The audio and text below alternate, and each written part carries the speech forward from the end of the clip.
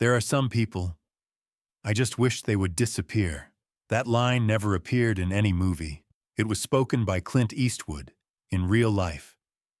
Hollywood has long been used to seeing him as a gentle, composed man, quiet, reserved, always standing behind the camera, his silence seeming almost harmless. But recently, in a rare interview, Clint Eastwood broke that silence for the first time and spoke openly about 5 names he hates the most. Some mocked him right in front of the public. Some were arrogant enough to believe they were big enough to challenge Eastwood's authority. And there were others he did not even bother to argue with.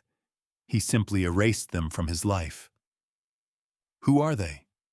And why did they dare to confront a man whom all of Hollywood both respects and quietly fears? Let's take a closer look. 1. Leonardo DiCaprio, the arrogant star who refused to bow. When Eastwood invited Leonardo DiCaprio to take the lead role in J. Edgar, 2011, everything looked perfect on paper. An A-list acting icon in front of the camera of a legendary director. Expectations were set sky high, but even during the preparation stage, cracks began to appear, rooted in Eastwood's very way of working. On the first day of shooting, the atmosphere was stretched to the breaking point. Eastwood stood behind the camera like a battle-hardened old gunslinger. His philosophy was so well known that everyone could recite it by heart. 1 take is enough. No repeats, no waste, because the first take is always the truth. Across from him, DiCaprio, 36 years old, had spent months studying Hoover, even agreeing to slash his salary from $20 million to just $2 million in order to fully inhabit the role. The aged makeup, the false teeth, the stretched nose, everything was ready. But along with that preparation came his notorious perfectionism. Every scene had to be polished to the absolute limit. In a key sequence, DiCaprio, fully transformed into Hoover, had just finished a heavy, emotionally charged monologue about the power of the FBI. Eastwood gave a small nod, preparing to move on.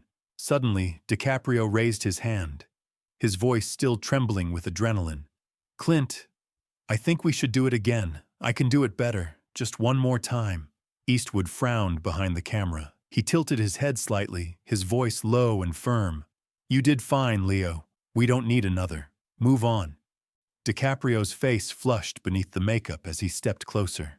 "Clint, I know I can go deeper. Just one more take." The set seemed to stop breathing. The lighting and sound crew exchanged glances, sensing a storm gathering. Eastwood folded his arms, his gaze icy. "Leo, I'm not here to experiment. You want to do it again? Fine, but I won't roll the camera." Then he turned to the cinematographer, his voice dry and sharp. "Don't record. Let him perform for himself if he wants." DiCaprio froze, as if he had just been slapped. He turned and walked straight off the set, leaving the entire crew behind in heavy silence. In the makeup room, his hands clenched tight. "Who does he think I am? A B-list actor?" he muttered bitterly. He had poured sweat, blood, and commitment into this role, only to be treated like an amateur. In the days that followed, the tension never eased. Eastwood maintained his trademark cowboy demeanor, continuing to direct strictly on his own terms. He said, "In your own time," instead of "action," and flatly refused any request for retakes, no matter how much DiCaprio pleaded. In one action scene, Eastwood suddenly threw a real punch at a stunt performer to teach DiCaprio and Armie Hammer how to fight realistically. "Hit like it's real, Leo," he barked from the director's chair. "Don't act like you're shooting a commercial." DiCaprio tried to adapt, but the feeling of being suffocated only grew stronger. He leaned toward Judi Dench, who played Hoover's mother, and whispered, "How do you put up with him? 1 take only? I need room to act." Dench gave a gentle smile. "With Clint, 1 time is everything. You have to get used to it." But DiCaprio couldn't. Every suggestion he made was met with a dismissive shrug. "Just do it, Leo. Don't complicate things." The breaking point came when DiCaprio discovered that some scenes he had asked to redo had not been recorded at all, exactly as Eastwood had warned. In the break room, he exploded at his manager. "I gave everything to this role, money, time, even my health, and this is how he treats me?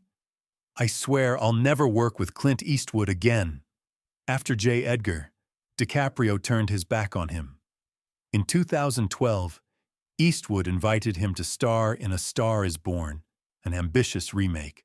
DiCaprio refused without hesitation, choosing Django Unchained with Quentin Tarantino instead, a director who gave him freedom to explore his character. In 2019, when Eastwood reached out again to invite DiCaprio and Jonah Hill to The Ballad of Richard Jewell, both quietly withdrew without explanation. But in Hollywood, everyone understood. The memory of J. Edgar had never gone away. In a rare interview with Film Comment, when asked about DiCaprio, Eastwood merely smirked. "Leo's a good actor, but he likes to make things too complicated. I don't have time for that." The words were light, but carried the arrogance of a man accustomed to setting the rules. DiCaprio, for his part, remained silent. He never publicly criticized Eastwood, but close friends say that whenever J. Edgar is mentioned, old frustration resurfaces, a grudge that never needed to be spoken aloud.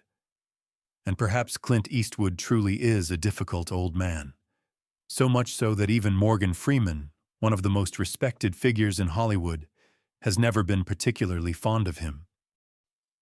2. Morgan Freeman, the man who dared to stand tall and speak back. The tension between Morgan Freeman and Clint Eastwood began as early as the preparation stage for $1 Million Baby. Eastwood personally invited Freeman, a collaborator he had worked smoothly with before, because, as he believed, "Morgan has the depth I need." But Freeman, with his progressive political views and fiercely independent mindset, soon grew uncomfortable with Eastwood's authoritative directing style. During a script read through, Freeman suggested adding a few details to the character scrap to better highlight the painful past beneath his calm exterior. Eastwood, seated at the head of the table, frowned and cut him off. "Morgan, the script is fine as it is.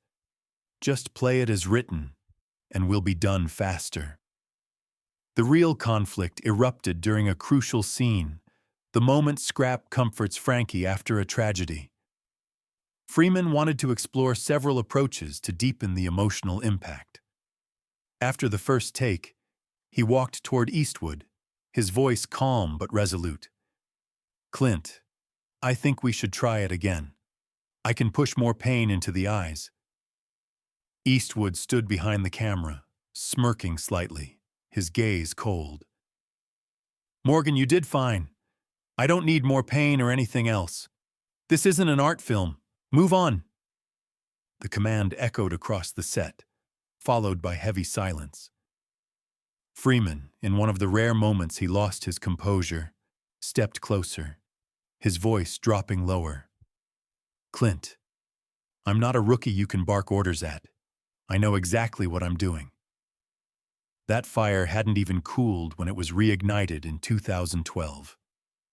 As the U.S. presidential election intensified, Eastwood publicly supported Mitt Romney through the ad "Halftime in America," delivered in his gravelly, commanding voice. Freeman, firmly backing Barack Obama, responded with "Believe in the Power," praising Obama's achievements. The media labeled it a dueling ads moment. Two voices, two ideologies colliding head-on. At a Hollywood party, Freeman heard that Eastwood had dismissed his ad as Democratic propaganda. Furious, he called a mutual friend. "Does Clint really think he has the right to lecture me about politics? He lives in his own world, where everything has to revolve around him." When the comment reached Eastwood through an associate, he merely scoffed. "Morgan is a good actor, but he should know his place. Politics isn't his arena, and in this game, he can't beat me." The conflict between Eastwood and Freeman never exploded publicly, but it was a slow-burning clash of two massive egos. Eastwood, accustomed to absolute authority on set, would not tolerate anyone challenging his central position, not even someone of Freeman's stature. Freeman, carrying the pride of an Oscar winner and a progressive worldview, refused to bow to Eastwood's "one take is enough" philosophy. Their political differences were merely a catalyst, deepening an already existing fracture. In Eastwood's mind, Freeman was the challenger. To Freeman, Eastwood was nothing more than a stubborn conservative, unwilling to respect an actor's creative space. Though both men remained courteous in public, and Million Dollar Baby earned Freeman an Oscar, the underlying tension between them never truly faded. After Invictus, 2009, their final collaboration, Eastwood and Freeman never worked together again. In a private conversation with friends, Freeman once said, "Clint is a great director, but working with him is like walking through hell.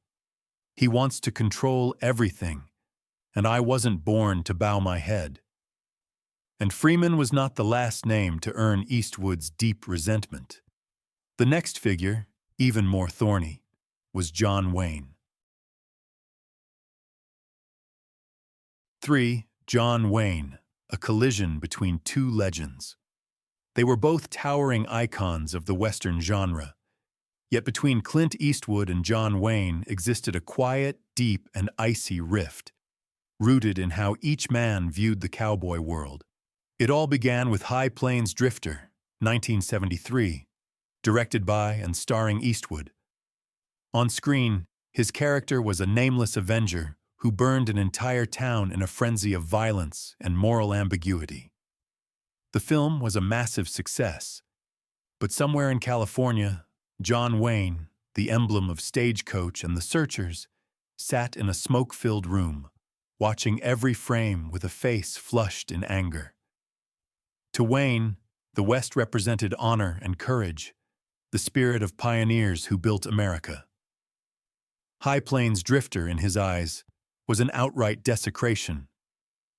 Wayne wrote Eastwood a handwritten letter. "What were you thinking when you made that film?" The lines trembled with rage. "The West is not something you get to turn into nothingness.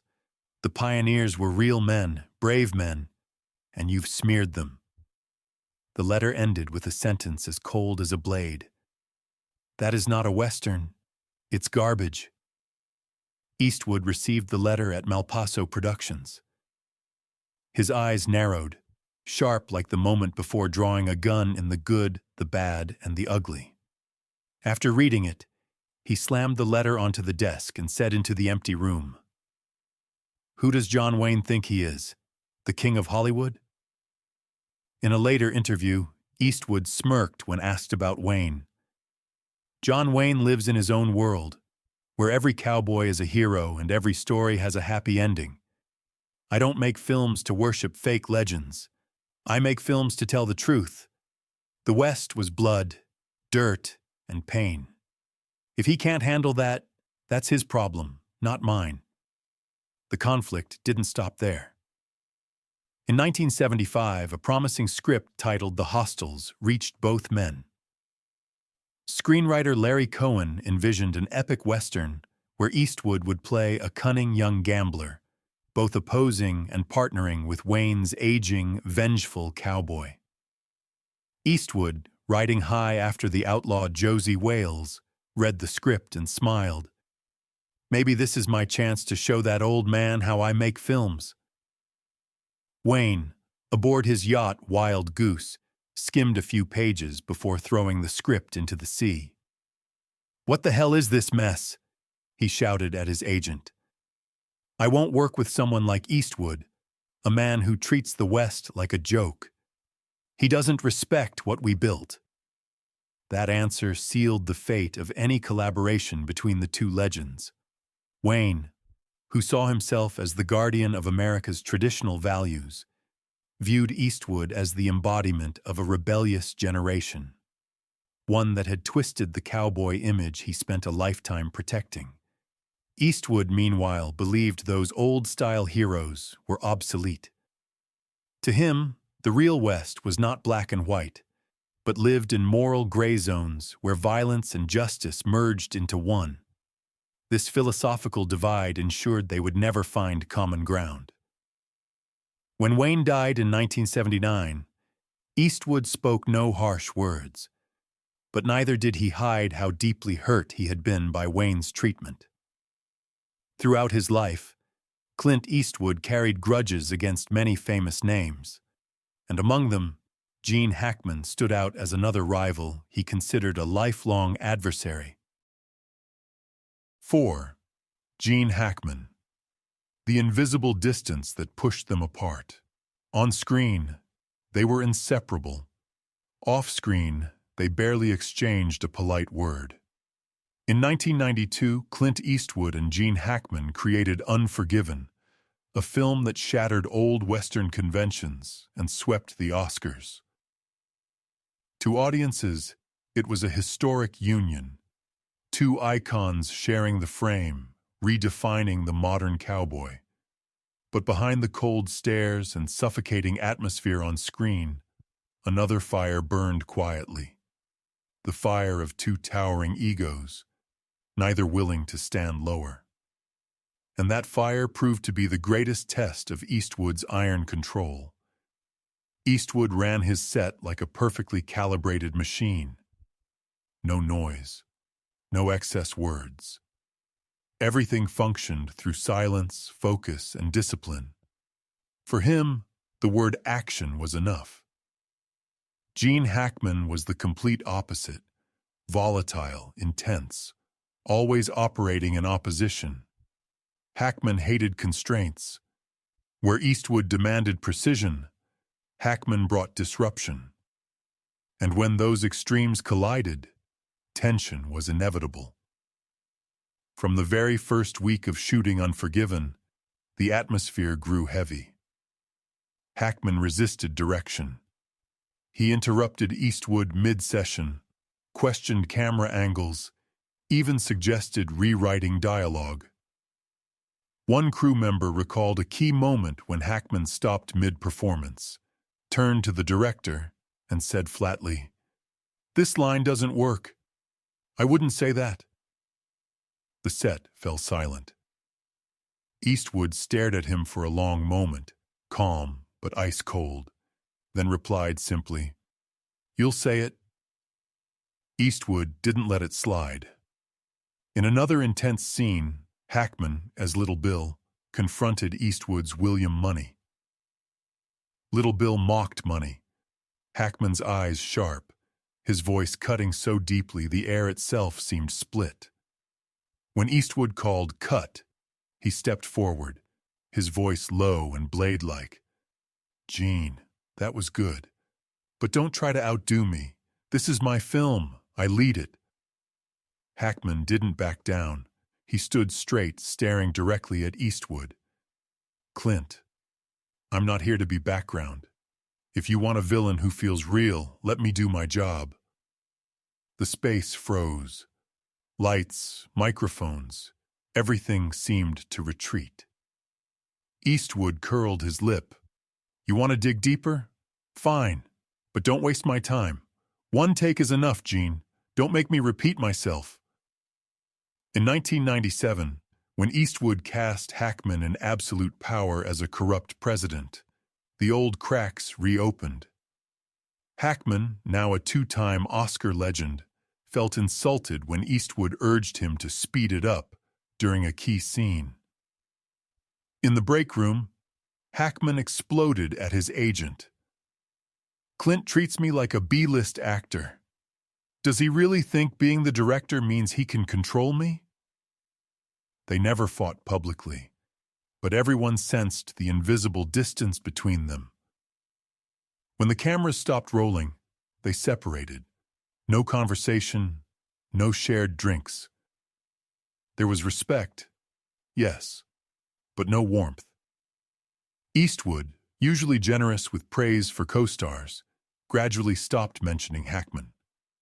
Hackman, in turn, chose silence whenever Eastwood's name came up.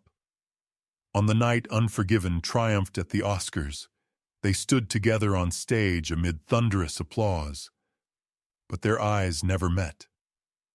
To the world, they were victors.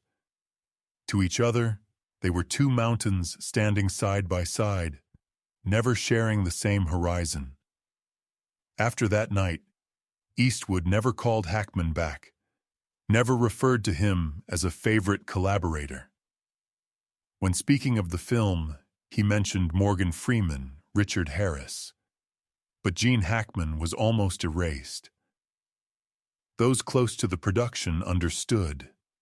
The respect was real, but the relationship was broken beyond repair. Too many clashes, too many egos. And in Eastwood's world, once trust cracks, every door closes.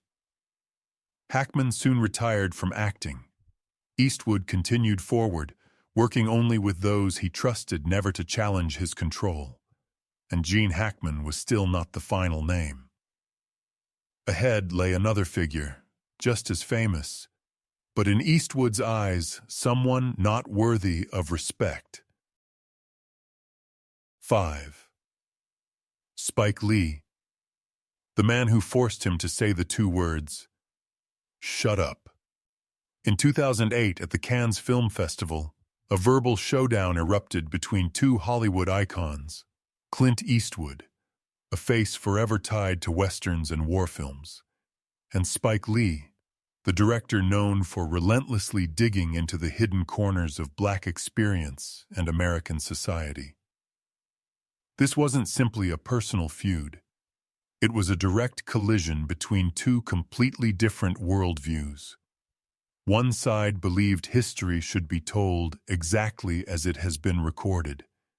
The other believed history only truly exists when the forgotten are finally named and included. Spike Lee publicly attacked Eastwood over his two films about the Battle of Iwo Jima, Flags of Our Fathers and Letters from Iwo Jima. To Lee, they represented an unacceptable void in the way Hollywood reconstructs the past. He argued that Eastwood had completely erased the presence of Black American soldiers who had fought there. Speaking to the press at Cannes, Lee said bluntly, his tone both disappointed and defiant, "Clint Eastwood made two movies about Iwo Jima, and there isn't a single Black person on screen." Then he emphasized, sharp and cold, "Black soldiers fought and died there. But in his eyes, they don't exist." A month later, in the dim light of the Malpaso Productions office, Eastwood sat across from a journalist from The Guardian. He sipped his coffee, his eyes sharpening as Spike Lee's name came up. "What is he saying about me?" Eastwood asked, his voice low. "That I erased Black soldiers from Iwo Jima?" He smirked.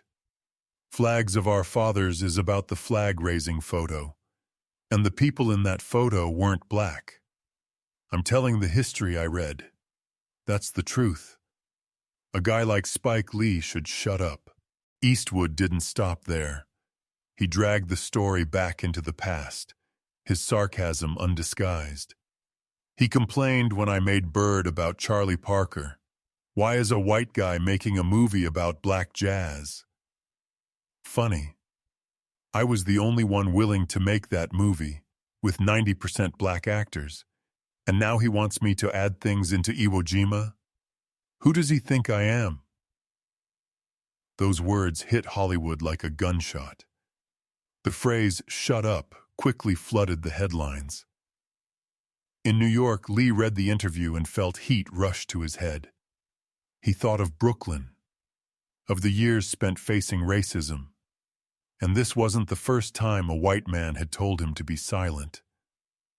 Spike Lee wasn't the type to swallow anger.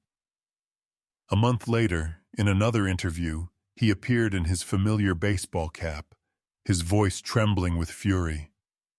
"First of all, Clint Eastwood is not my father, and we're not living on a slave plantation anymore.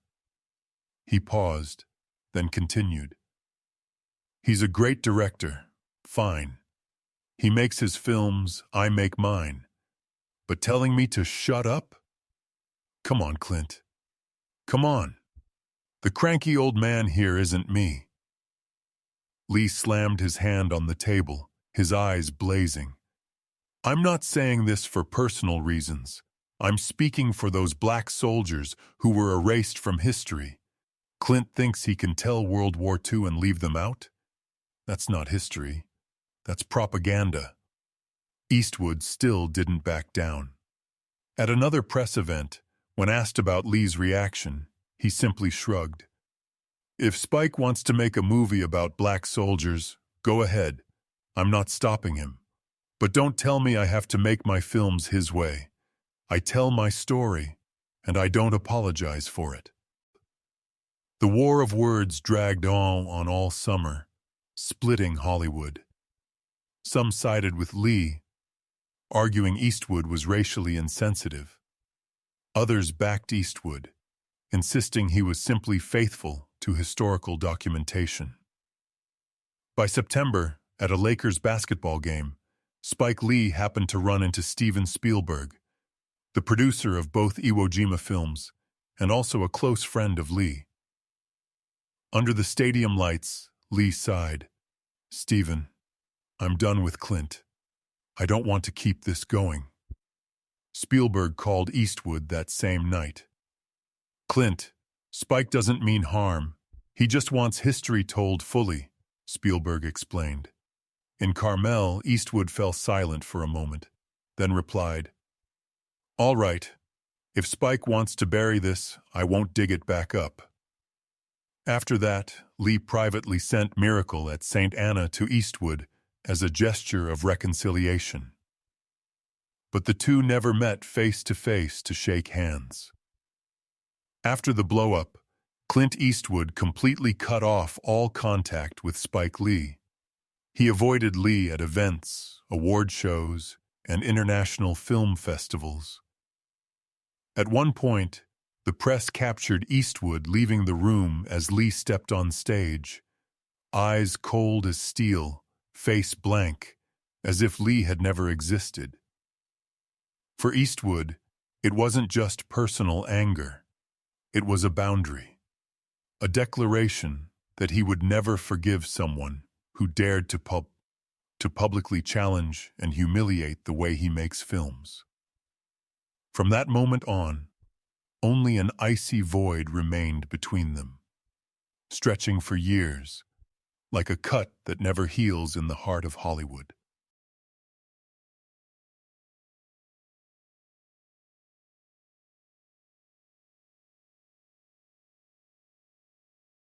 Clint Eastwood, a man who speaks very little, carries behind that quiet exterior a long list of people he would rather never run into again. Colleagues who dared to challenge his control, directors who didn't share his values, young stars who looked down on professional discipline. All of them have felt his coldness. Eastwood doesn't argue. He doesn't explain.